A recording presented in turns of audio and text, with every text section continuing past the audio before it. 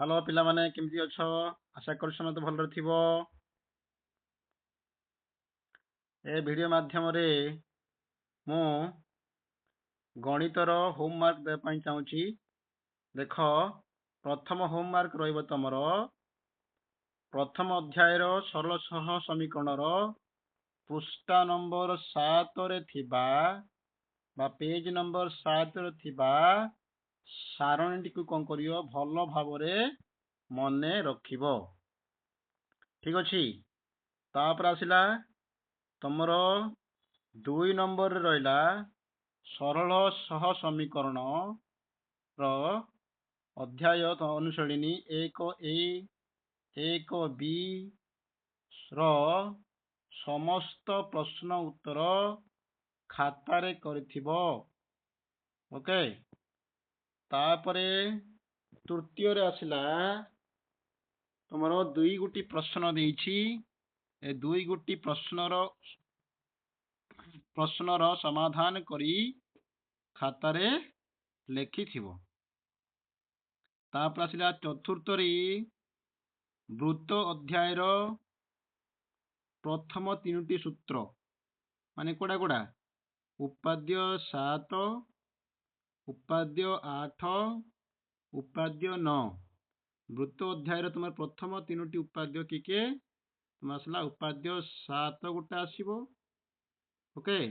ଉପାଦ୍ୟ 8, ଉପାଦ୍ୟ 9 କୁ ଭଲ ଭାବରେ ଖାତାରେ ଲେଖିବ, ଚିତ୍ର କରିବ ଏବଂ ତାର ପ୍ରମାଣ କରିବ।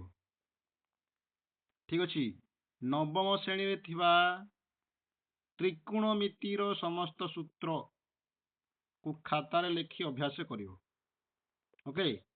ନବମ ଶ୍ରେଣୀରେ ତୁମର ଯାହା ତୁମର ଅଛି ତ୍ରିକୋଣମିତିରେ ସୂତ୍ର ଅଛି, ସେଗୁଡ଼ିକ କ'ଣ କରିବ, ଖାତାରେ ଲେଖିବ ଏବଂ ତାକୁ ମନେ ରଖିବ। ତାପରେ ଅଷ୍ଟମ ଆଉ ନବମ ଶ୍ରେଣୀରେ ଥିବା ବହିରେ ଥିବା ପରିମିତି ସୂତ୍ର ଗୁଡ଼ିକ ଖାତାରେ ଲେଖିବ। କ'ଣ କ'ଣ? ଅଷ୍ଟମ ନବମ ଶ୍ରେଣୀ ବହିରେ ଥିବା ପରିମିତି ସୂତ୍ର ଗୁଡ଼ିକ ଖାତାରେ ଲେଖି ମନେ ରଖିବ। ଇଏ ତୁମର 6ଟା ହୋମୱାର୍କ। ଛୁଟିରେ ସମସ୍ତେ କ'ଣ କରିଥିବ, ଏ 6ଟି ଯାକ ହୋମୱାର୍କକୁ କମ୍ପ୍ଲିଟ୍ କରିଥିବ।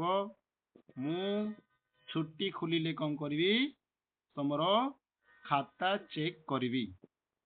ଓକେ।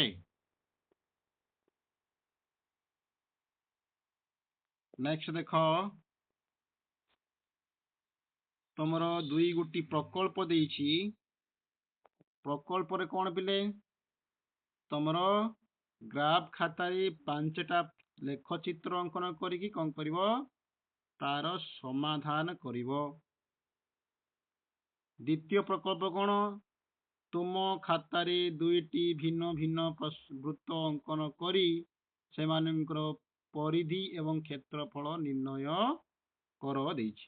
କ'ଣ କରିବ, ତମ ଖାତାରେ କ'ଣ କରିବ, 5 ସେଣ୍ଟିମିଟର କି 6 ସେଣ୍ଟିମିଟର ଯାହାକି ତମର ଭିନ୍ନ ଭିନ୍ନ 2ଟା ବୃତ୍ତ ନବ।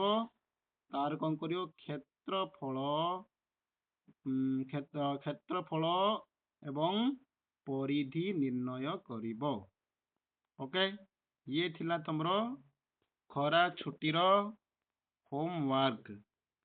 କ'ଣ କଲି, ଖରା ଛୁଟିର ଘର କାମ, ଘରେ ବସିକି ଏ ଯାକ ସବୁ କରିବ। ଓକେ।